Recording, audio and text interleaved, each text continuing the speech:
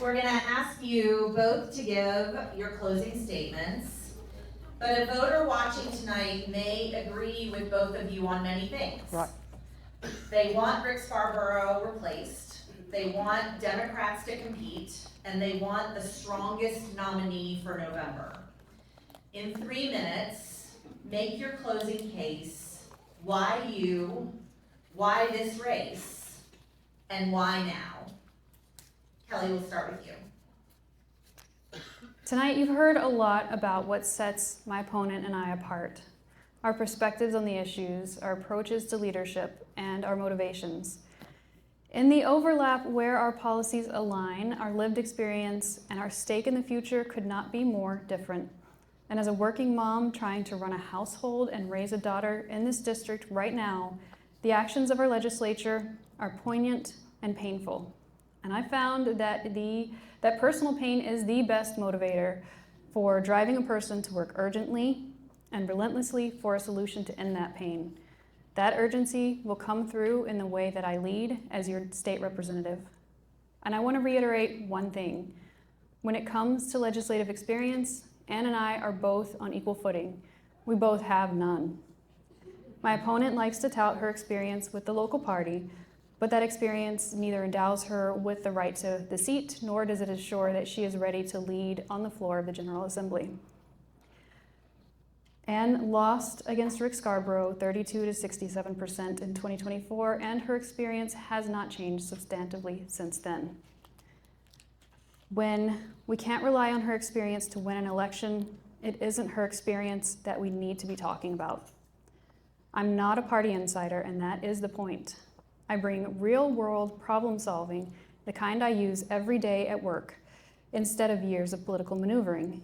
I bring real, in-the-trenches perspectives that my opponent does not, and that the kind that resonates with voters and validates their own experiences. The math on this race is straightforward. We will not win this seat unless we win with independents and we win with moderate Republicans. Independents don't care about a candidate's party bona fides. Moderate Republicans who are looking for an alternative to Rick's rubber stamping of MAGA policies are not concerned with who is the most entrenched Democrat. They want someone who is competent, they want someone who has polish, and they want someone who can inspire them. Now, if you are as serious as I am about flipping the seat and taking Tennessee out of the jaws of the MAGA machine, we need to get really clear on what it's going to take to win this November. I'm the candidate who has what it takes, not just to win, but to lead effectively and help steer our party toward the future. Thank you. Thank you, Kelly.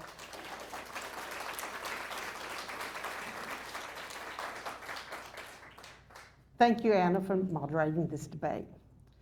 I spent 33 years at Y12 as a project and a program manager, working with diverse teams to achieve complex goals on time and within budget. This required listening to different perspectives, evaluating solutions, and finding practical compromises. That experience directly translates to public service and working across party lines. My time on the Tennessee Democratic Party Executive Committee has also given me insight into how government works in a political environment. My work with CASA and other community organizations in Oak Ridge and Anderson County has shown me firsthand where systems sometimes fail children and families. Seeing the struggles of families without health care, insurance, or without a living wage strengthened my resolve to run for office and to work towards structural changes that will improve the lives of Tennesseans. I'm going to talk about the elephant in the room we've talked briefly about, but that's the gerrymandering in Tennessee and other southern states. This effort has made electing Democrats critical.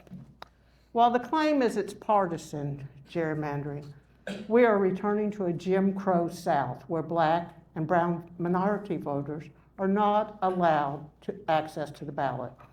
With the new maps, they don't have the opportunity to elect someone who truly represents them.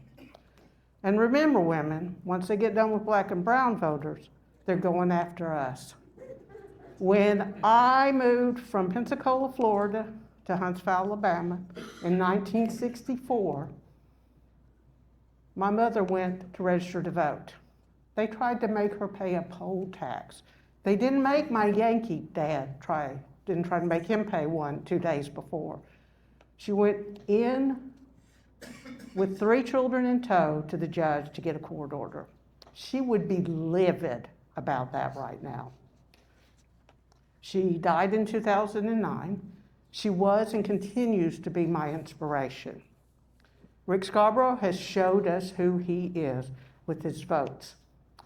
He voted to expand voucher programs and for the racially gerrymandered maps in Memphis, breaking it into 3 congressional districts. I learned a lot talking to voters when I ran 2 years ago and during the 2 years since. I want to take that experience and my 45 years of living and working and volunteering in this community so that I can take our voices to Nashville. I'm asking for your vote in the August primary. To support my campaign, go to Backus, tn33.com. But no matter who wins this primary, we need to vote Democrat up and down the ballot. Thank you.